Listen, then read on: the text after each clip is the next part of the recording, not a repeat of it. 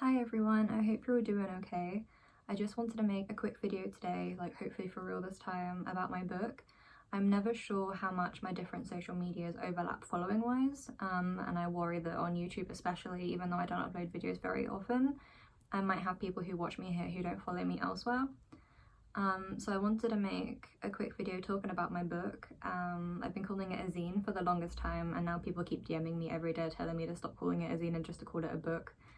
To me, a book sounds so official. Like, I started out with the intention to make a zine, maybe a long zine, but still a zine, about autism and my experiences with being autistic. And now it's 160 pages and it's all done and printed, and I've sold 2 print runs already, and the 3rd print run is coming this week. And so I thought that I would make a video just in case there are people on YouTube who might not know, but would potentially be interested. So that's why I'm here. I've talked about it a lot in the comment sections of my Twitter and Instagram, but I thought it might be nice to sit down here personally with the cup of tea whole thing, even though I didn't make one, and talk about my motivations behind making my book. I made it completely by myself on Procreate on my iPad. I don't use any Adobe software because I think they're low-key scamming everyone. And I get it printed through a manufacturer that I use for all my other zines, but it's not affiliated with any kind of publisher. I self-published it, but then I'm not even sure if you're meant to do that in a very serious way. I don't know. I bought an ISBN for it so it can go to libraries. But long story short, I made a book by accident, I guess, and I have no idea if I did it properly, but I did it, and I've sold somehow over 170 copies so far through my online shop. I genuinely have no idea how, but thank you. I thought that my pocket planner and my Halloween zine did well. I was really proud of those, but I didn't even sell, well, I think I sold around 100 each of them, and that was amazing for me. And because my book is about autism, I truly the whole way through, even though I devoted like 6 months of work to it because it felt important to me to make, I did not anticipate the reaction to go down well, because it's a book about autism and I was like, no one ever wants to hear about it. Like, I have always been very much convinced that people follow me online because they like the stuff I do, but they're probably all low-key sick of hearing about the autism stuff. But I sold 170 books somehow, so I'm starting to wonder if maybe that's not the case. I'm gonna try and be super chill in this video, but it's very overwhelming, and I feel very not funny about it, but I'm up and down a lot with it because I didn't expect it. I really truly did not expect it, and it's quite emotional. So this is my book that I made myself. It's like an A5 square, which I think is really nice. I spent a long time choosing the cover material, so it's really soft, and the inside pages too, which are really smooth because I wanted it to be a bit stimmy to hold and touch.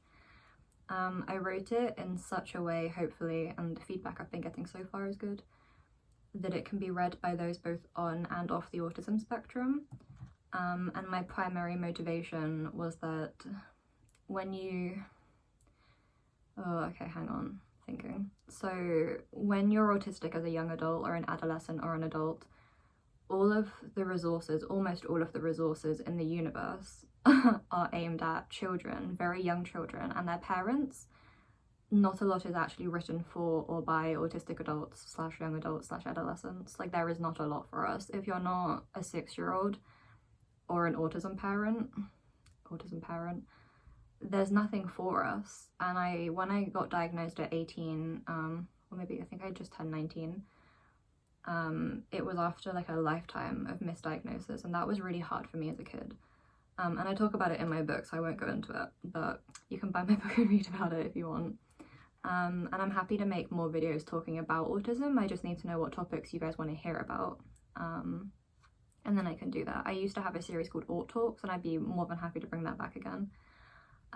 But when I got diagnosed at 18 or 19, I think it was 19, I was so relieved because I had been so confused and torn up about my whole existence up until that point, because to grow up unknowingly autistic is devastating, to be honest with you.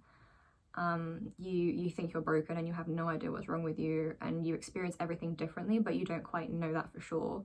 You just know that you don't fit in and everything is wrong. and you can't cope with anything and you don't know why, but everyone else seems to manage it and you don't get it. And often, especially if you grow up a girl, or if you don't grow up as the very cliche image of like 5-year-old boy likes trains, like the adults around you don't know either. No one works it out unless you get lucky, I guess, or unless you're, I don't know, unless you show more stereotypical symptoms. I'm not sure how to, not symptoms, traits, definitely not symptoms, traits. This is going to be a bit messy because I'm a bit emotional and it's hard to word it right the first time, so please bear with me. So that was my motivation for writing my book, was because when I got diagnosed at 19, the only place I found that I could talk to and see other autistic young adults and adults was Tumblr and Twitter. I think Tumblr is like dead now, but back in the day it was a really good space for autistic young adults and adolescents to talk to each other and to share stuff. It was very like free and it was very positive, and that was big for me. And then as I got a bit older and I was in uni and stuff, Twitter was a good place too, because there's a big autistic community on Twitter, and that's really nice. And so that was where I found a lot of information and where I shared a lot of experiences and where I started to piece together the bits that I did know. And those places were where the good articles and the good resources sort of circulated, and that was how I found them. But they're scarce. They don't exist very much.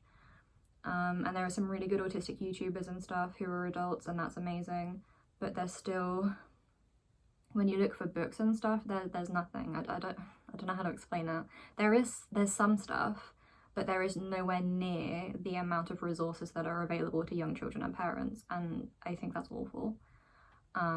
Because when I got diagnosed I felt so lost, like I felt so relieved, and then I started looking for people and for resources and for information and for support and accommodations, and I was met with a void, and I was like, oh. So I had struggled my whole life in a horrible way as a kid up until that point, to then finally get the answers I desperately needed and wanted, and I was so relieved. And then I was like, okay, perfect, now I can fix things, now I can start to do stuff and to learn things and to look after myself and to build that toolkit. And then I started looking for the information, and a lot of the time it just wasn't there. And I think thankfully we have seen a big resurgence of that information. Is it a resurgence if it never existed? In the last couple of years, or the last 3 or 4 years, there has definitely been a lot of information come out. It's getting a lot better, I think, hopefully, and I hope that's a good pointer for the future, because there is a lot more than when I was newly diagnosed. And when I first got diagnosed, I think I talked about it a lot because I was excited to finally have my answers and to work through that for myself. And then after the first year after diagnosis, I quieted down a bit because I started to feel a bit insecure about it. I started to get quite nervous, and I was trying to get through uni as an autistic kid who was mostly unsupported. And it was hard, and my confidence took a hit, and when your confidence takes a hit you don't want to talk about your vulnerable stuff. And even now I'm in a relatively low place confidence wise, I think, but this has been incredible. What was I trying to say?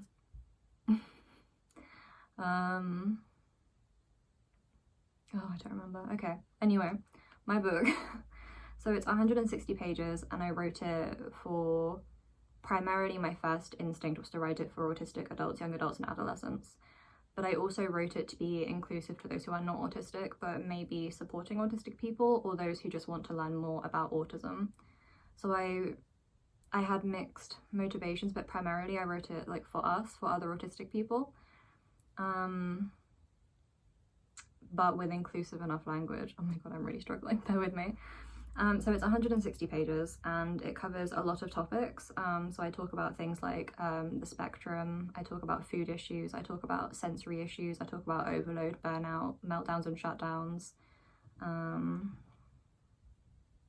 I talk a little bit about behavioural therapy, not too much because I'm not well versed enough really.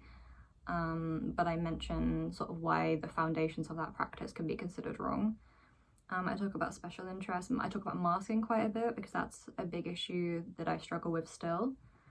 I talk about coping while out, I talk about routines, rituals and compulsions, and a lot more. There's a breakdown of all the lists on my website where you can buy the book.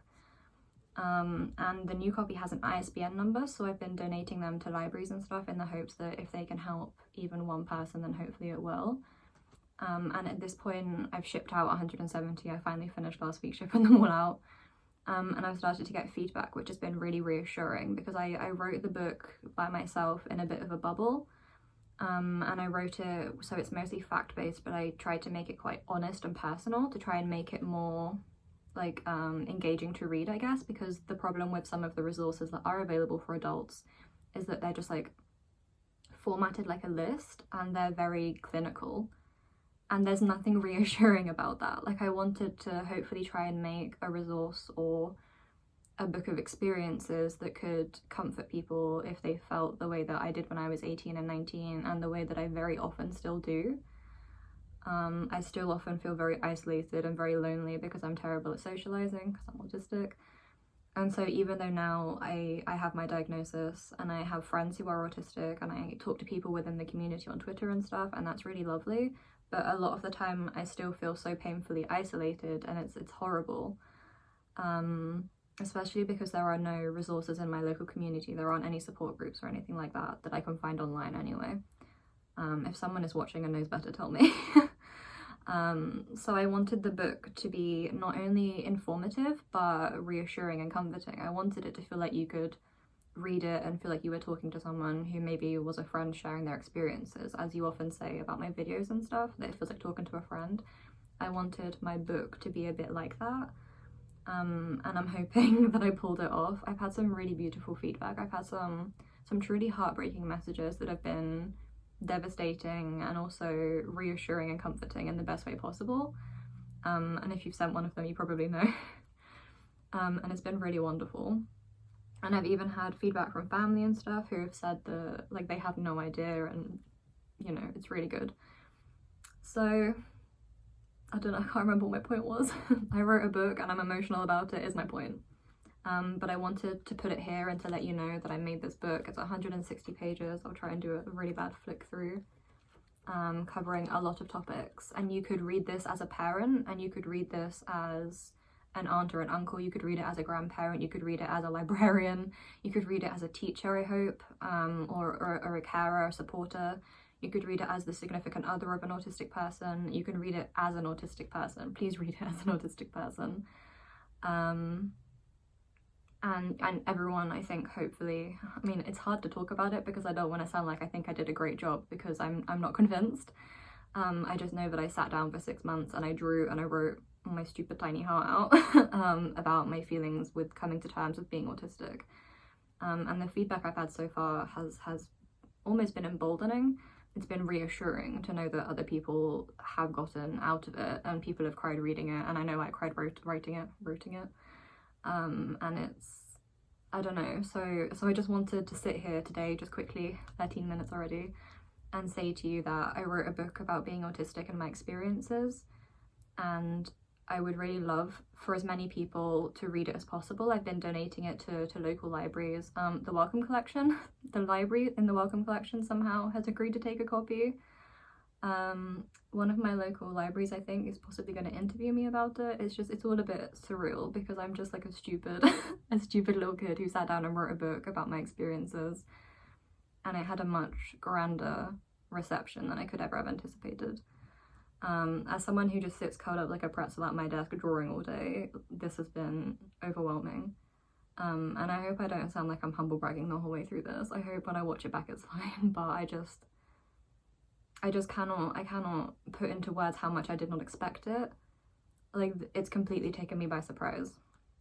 But yeah, if you want to link me up with your local libraries, I'm happy to donate copies to places like libraries, organisations who care for and support autistic people, any kind of support networks or other affiliated organisations. I hope you know what I mean. Because I want to try and help people feel less alone. Like, that's the crux of it, is I just don't want people to feel the way that I did and still do for so much of the time. And I'm not going to keep rambling because I feel like I am just going over and over in loops. But it's restocking on my website. I'll probably upload this the day it restocks so that you can just go and buy it if you want to. So you can buy it on my shop on my website. I will put the link in the bio.